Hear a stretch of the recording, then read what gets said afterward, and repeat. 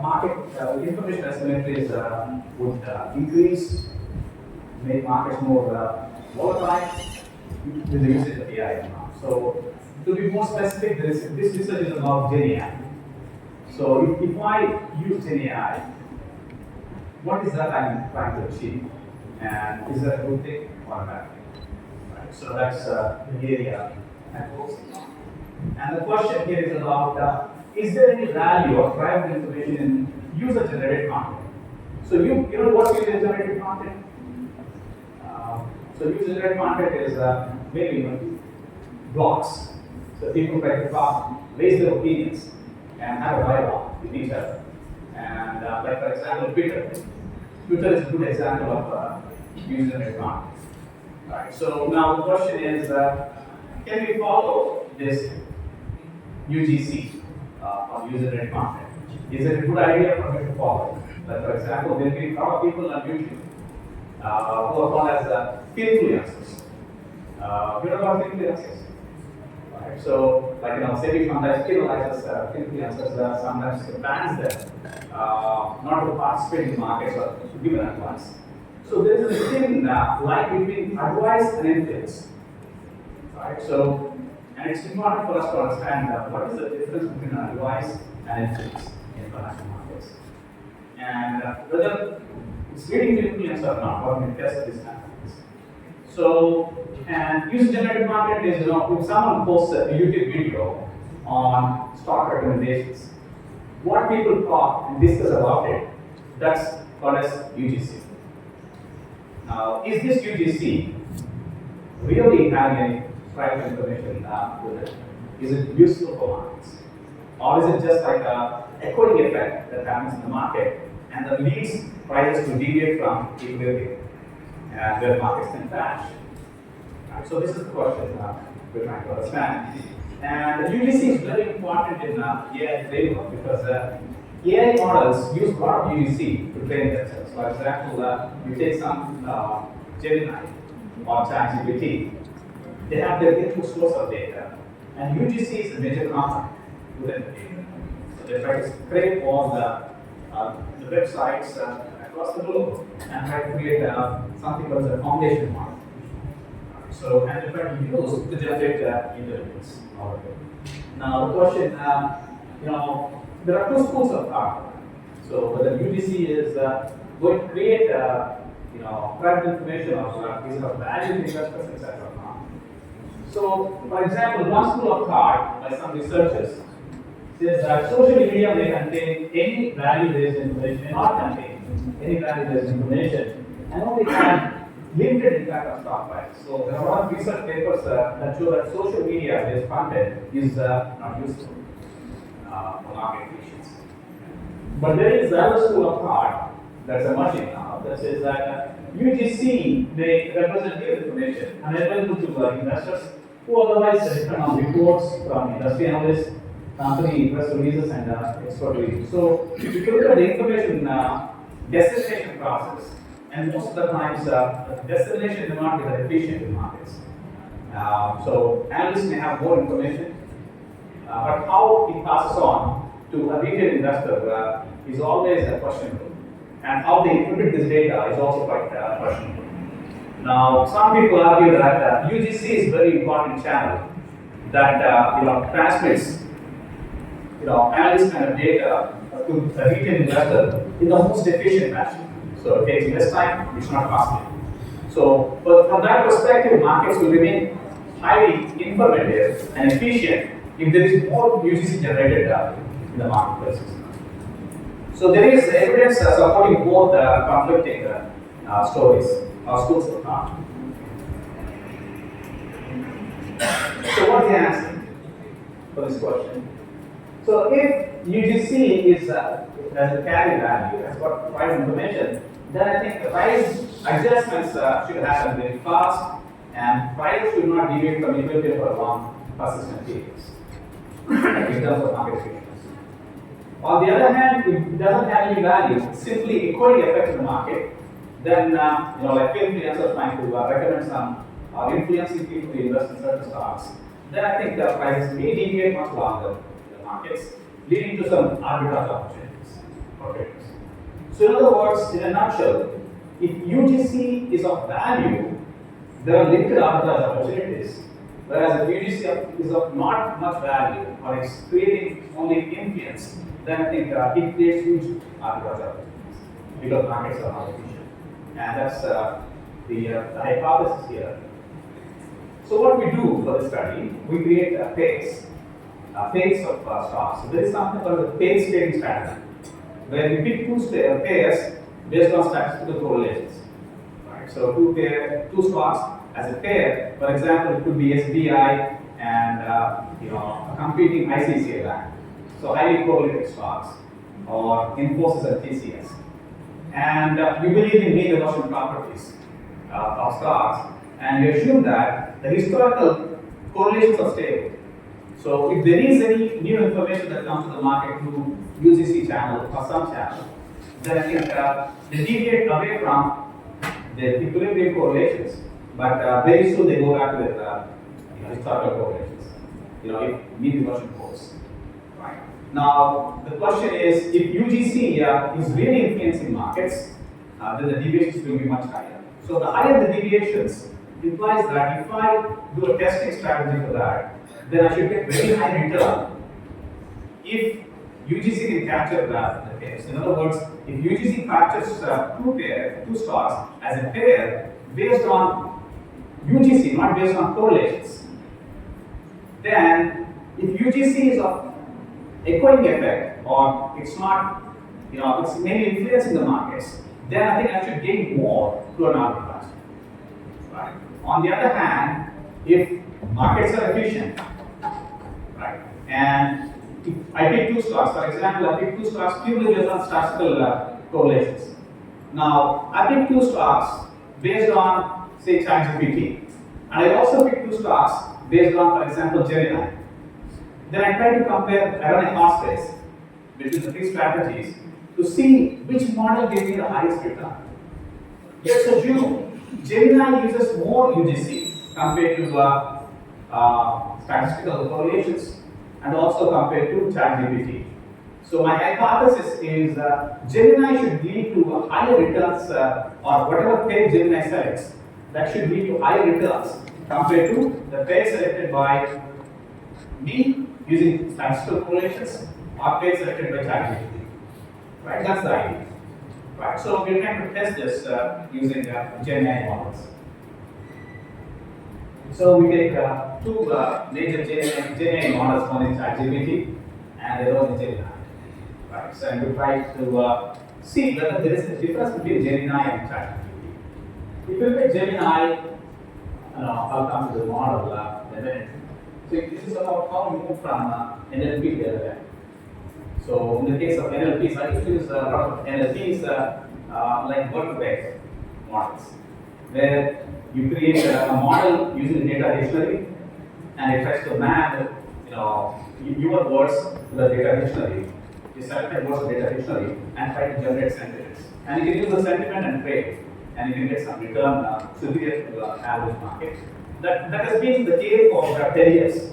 Between 2010 to 2020, a lot of people try to build NLPs and use NLPs. But the problem with NLPs is that it doesn't understand the context. Right. So, and that's where the LLMs came into the picture. LLMs are built to understand context. Something called as I don't know how many of you know the technicalities of LLMs. LLMs follow again something called the transformer architecture. So they have different layers. Where first you build a huge foundation data based model. For example, you take something like ChatGPT. ChatGPT uses 3 to 4 trillion parameters to create a foundation model.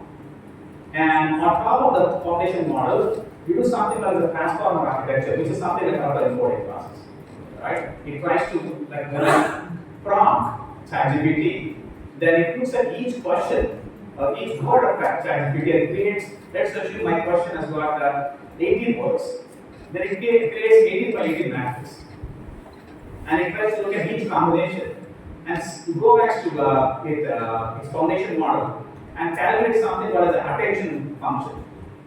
Attention function is how close in its foundation model these two words are used together, right? And based on that, it tries to understand the whole 80 matrix to regenerate a content that is totally new, right? So in that case, it's much more context specific compared to NLPs, right? So that's how we move from NLPs to ALMs using something called transform architecture. So, for example, if I suggest a pair of stocks for pace trading in the IT sector of S&P 500 from 2014 to 21, there are 18 tokens, right? And it creates 18 by 18 matrix. And once it creates the matrix, then it tries to calculate, attention functions of each pair, and tries to go back and check which one who have used in the past, whatever it has been created and create the foundation model more closely, and based on that, it tries to generate new content. Right. So if you look at ChatGPT versus Gemini, you see that the foundation models of ChatGPT and Gemini are not same; they're quite different from each other. Right. So the foundation model of something like Gemini uses more public dialogues. Like Google, is a point. They have YouTube. So YouTube generates a lot of public dialogues. So they use more public dialogues to create their foundation model. Whereas like ChatGPT, it uses more things like Wikipedia. In other words, most of the foundation model-based inputs that come from ChatGPT are fact-based, whereas Gemini-based input parameters are opinion-based.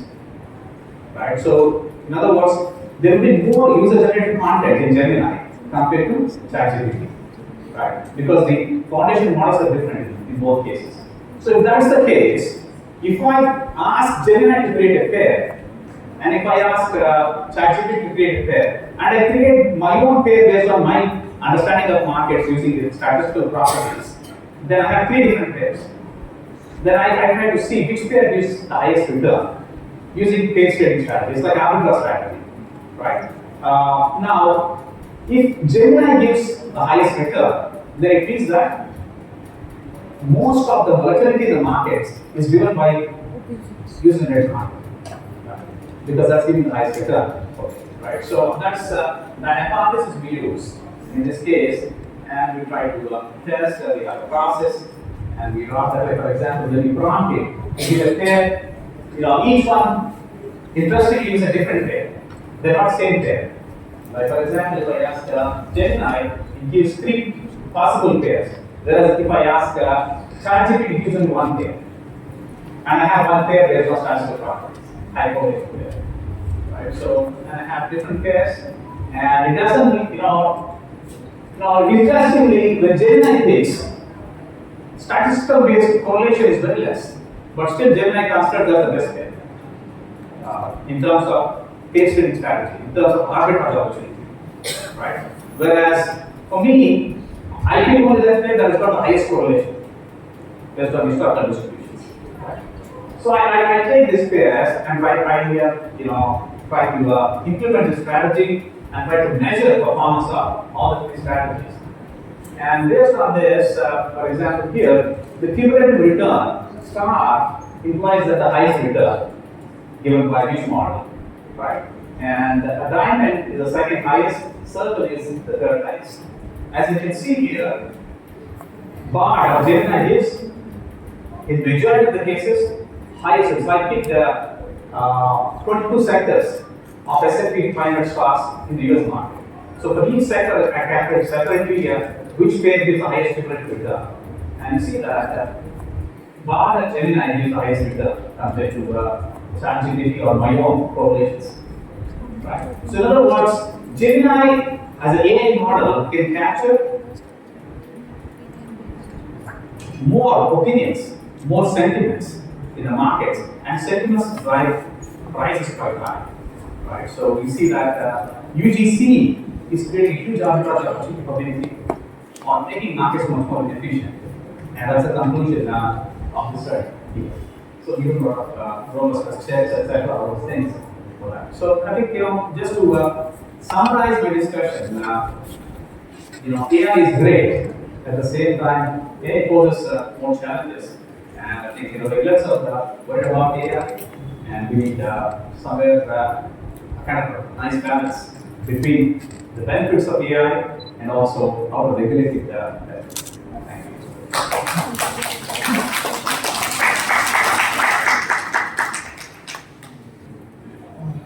Thanks, Professor Vijaya. You have touched something which is very topical, which is being discussed every day. We want to understand what AI will do for the society at large and the market, and today market can move using things like ChatGPT, etc., and how they can influence the price and through price in price.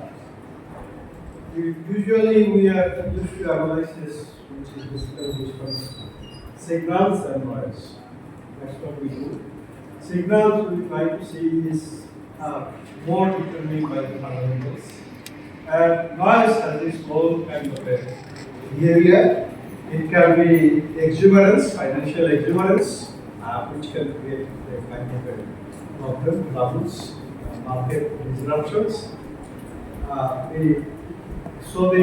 Basically again coming back to the question that is stock prices or market prices determined by the fundamentals? Many of the research shows that in the short term it does not. But in the longer run, ultimately they have to all move together. Now this question also will be I will not get into much detail because there is covered. I will leave it to the audience to ask the questions and then we will take.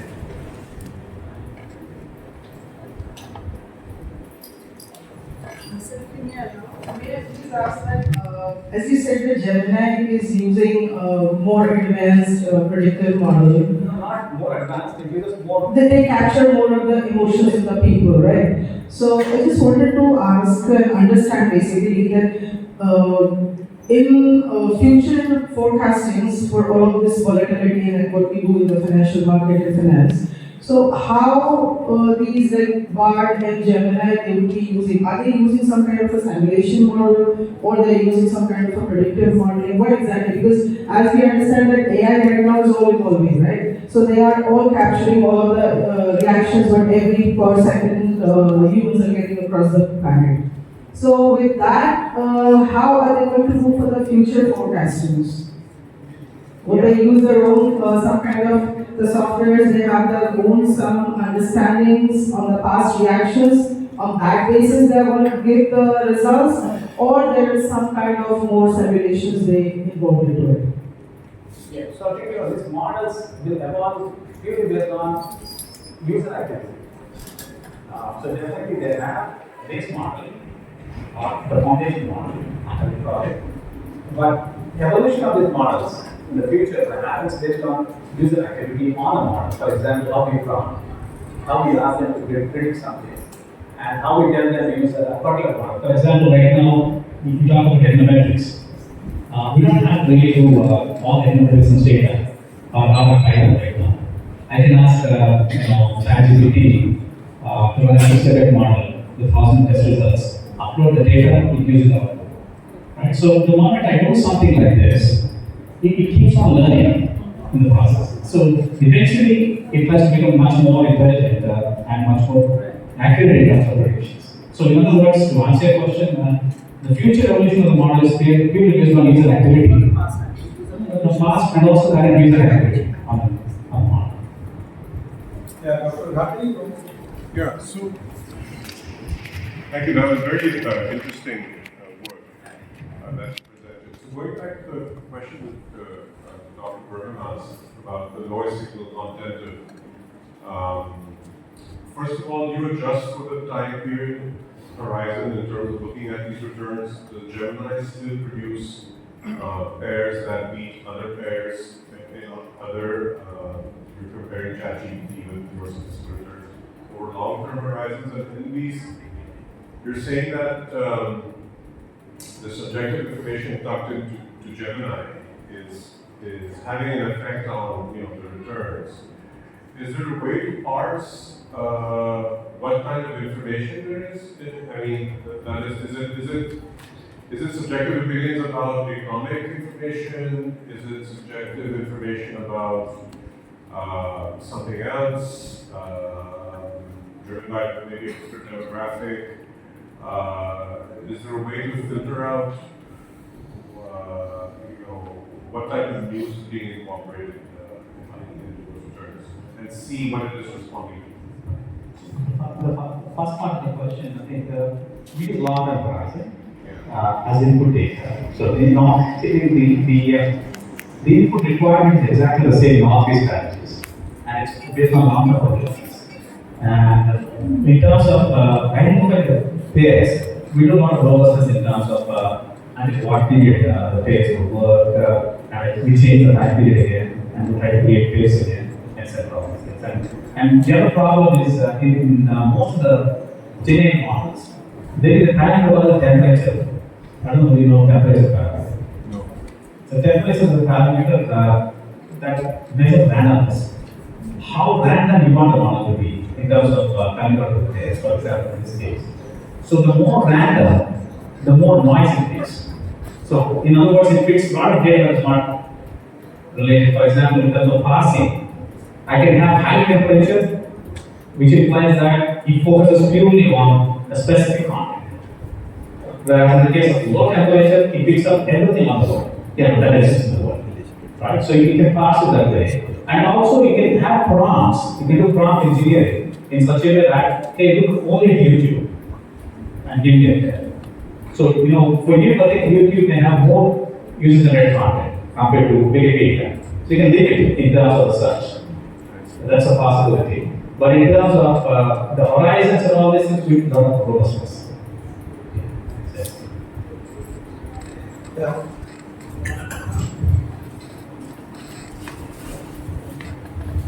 So thank you for the presentation. It was really interesting. Sir, I'm Aishwarya from the Center for Development Studies. Sir, when we talk about human sentiments, so that has always been one big part where we believe that, like sir mentioned, in the short run to a large extent, markets are governed by human sentiments. Till now, till a few years ago, we did not have any ways of properly capturing this aspect. Now, the use of AI, say when using something like Gemini, which is actually able to very accurately predict in what direction the sentiments are moving.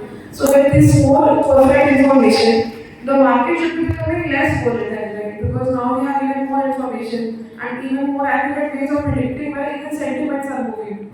So then why more volatility? Yes, again, going back to Professor Barman's point, if the more information creating more noise, then I think you cannot become more efficient. Yeah. Any other question? Okay, that's really fine. Only in my conclusion part, I only say I think we need to do a lot of research to understand the nexus between the real sector and the financial sector. And as a part of financial sector, financial market, the way financial market behave, and why they behave, because that's what too much of information can lead to too much of volatility. Why should too much of information should not convert to diamonds? So there are a whole lot of issues, and then financial sector really plays a very, very important role. Particularly the size of the financial sector ever increasing vis-a-vis the real sector. I think it is increasingly playing a dominant role in the economy. It's very important, and I think the participants here, I think, will take some lessons from. I think it's a very broad brush we have covered. I must thank you. Artificial intelligence also we have covered. I think this time, for the first time, we started a workshop on artificial intelligence, going into the area of big data and artificial intelligence. We want our econometricians to get into this kind of mode, so that we understand the dynamics not only in the aggregates but also in the individual form, so that we know much more He say if it is the symmetric distribution, not much of an issue. But whether this distribution of prices and signals are symmetric or asymmetric, that's again another issue. If it is an asymmetric distribution, then how do we take? I think I already leave these thoughts for the session. Thank you so much. Yeah. The other area which will emerge in a big way in econometrics is the agent-based models. Because to understand the agents of the markets, we need more simulated models. I think this is a growing area within econometrics. How to develop, integrate ABM framework with standard econometrics is one area, especially in financial markets. Thank you.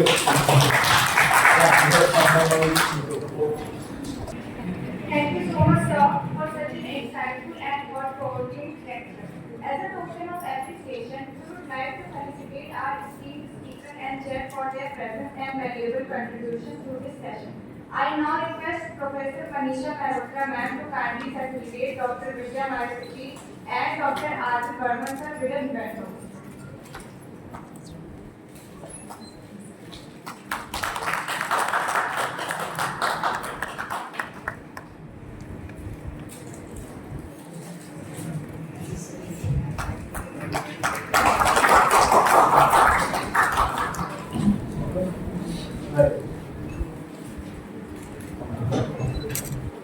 With this, we formally conclude this special lecture. Thank you.